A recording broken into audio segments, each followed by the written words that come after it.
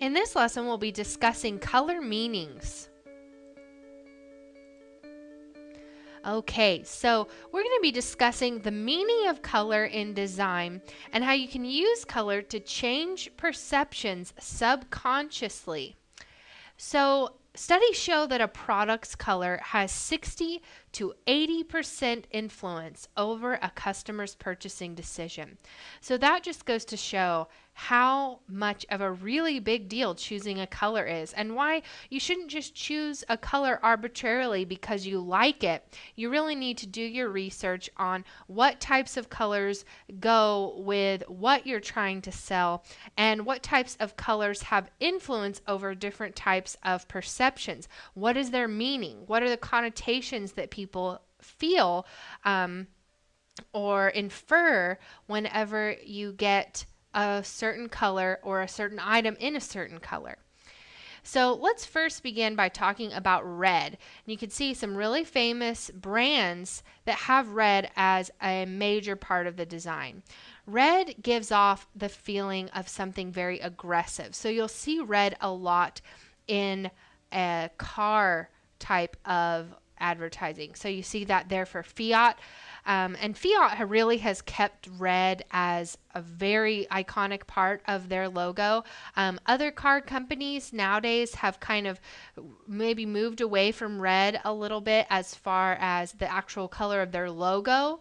But other cars like Honda, they started out with a red logo, and now really they have kind of more of just gotten away from the red, but that was something they started with. You also see energetic. So that's a really great way to show energy. Red's a really powerful color.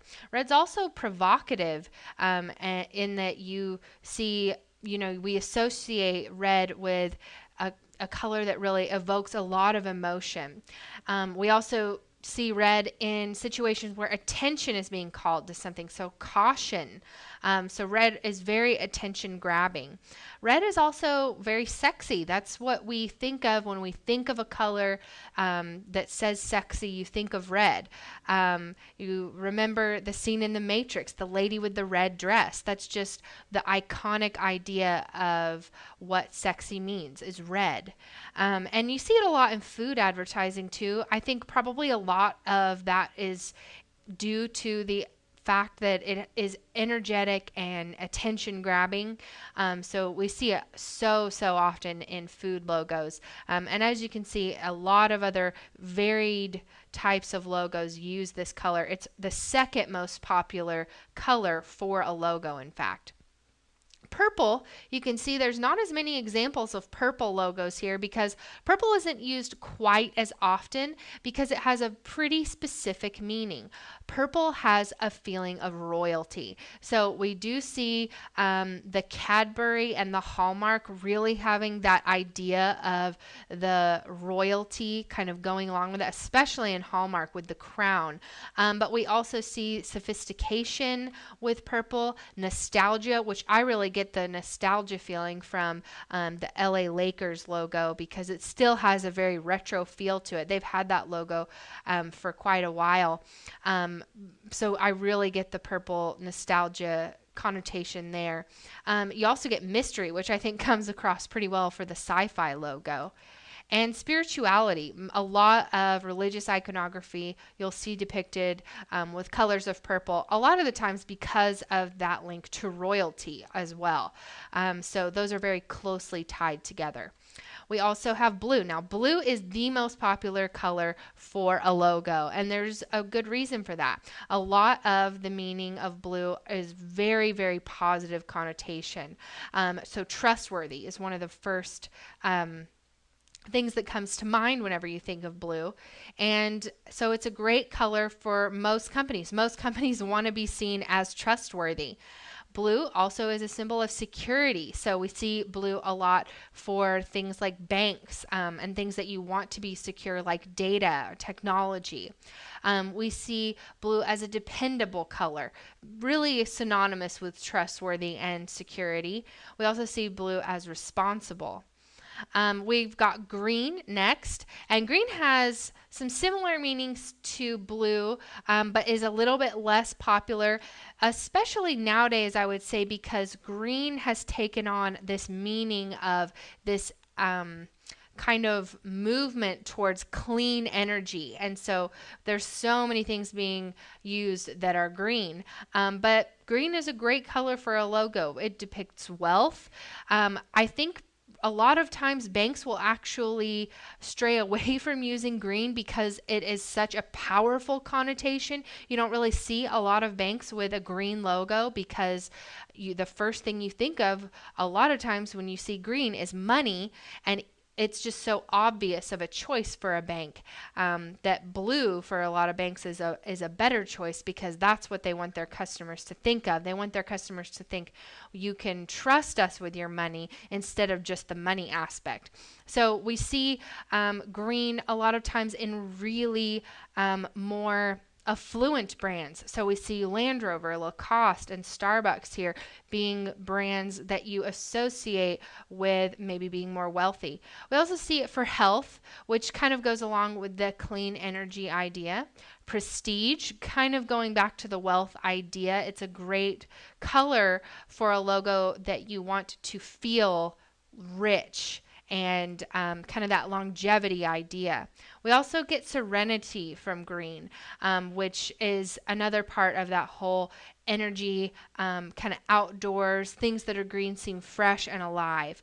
So that's why we see it a lot of times, I think, for things like gum and mints. It's a refreshing and serene type of color. Now, yellow is our next color we have here. And you can see that yellow is also very attention grabbing.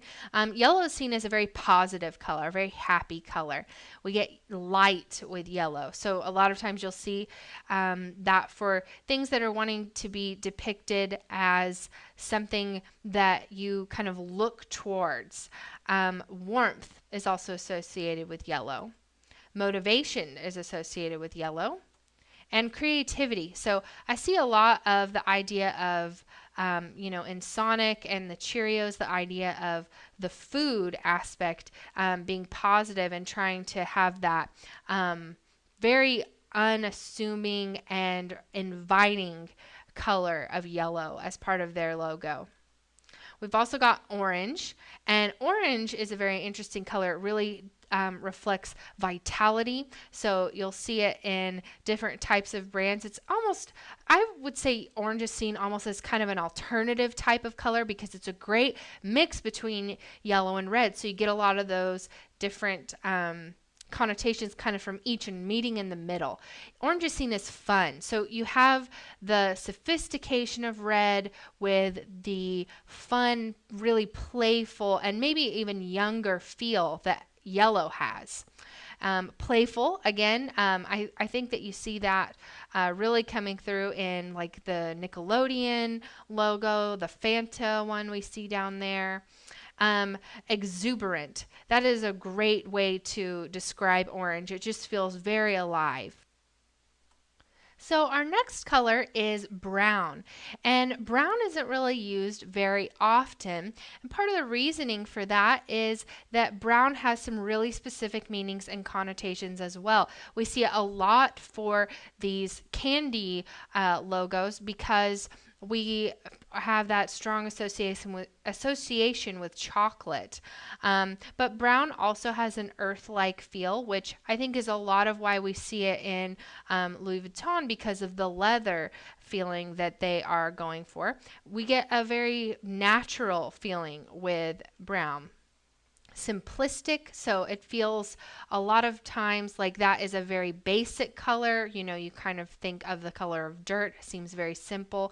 But also brown is the color of durability, which I think is very interesting and kind of shows why maybe UPS chose to have brown as part of their logo colors, in that they are saying that they kind of connote this sort of durability in the service that they're providing. Black is a very common color for logos, and we see it for a lot of different types of logos here. Also, black is sort of the first part of the design phase when you're designing in black.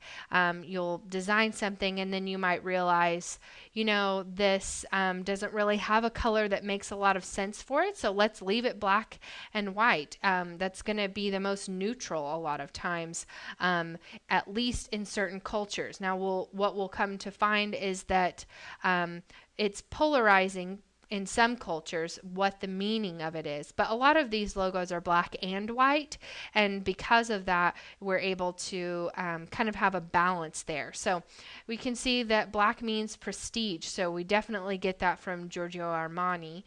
Value is denoted by black. Timelessness, sophistication, but also death. Now, that is a Western culture perception. As we'll learn in a moment, death is not perceived with black in other cultures. Now, we also have white, and white in Western culture, again, shows purity, nobility, clean, and soft are some different meanings for white. And you can see some of the different logos that we're maybe more used to seeing as white, but again, it's a black and white type of thing a lot of times. It's one of those very reversible types of things. So when you'll see this, a lot of times it's going to maybe be one color or the other. Now, let's talk really quickly about Western versus Eastern perceptions. So in the Western world, white is linked with purity and innocence, red is linked with anger, and black has that negative death connotation in some scenarios. A lot of times in fashion, especially, black is going to be perceived as something that's good, but whenever you have it in certain contexts, black is seen as, maybe that's a little bit scary. In Eastern culture, you don't see that. In Eastern culture, white actually has the link to mourning and death, not black. Red is actually linked with happiness. So a lot of in Chinese culture, you see so much red, and yellow also. So those are both linked with happiness, whereas red is anger in Western culture.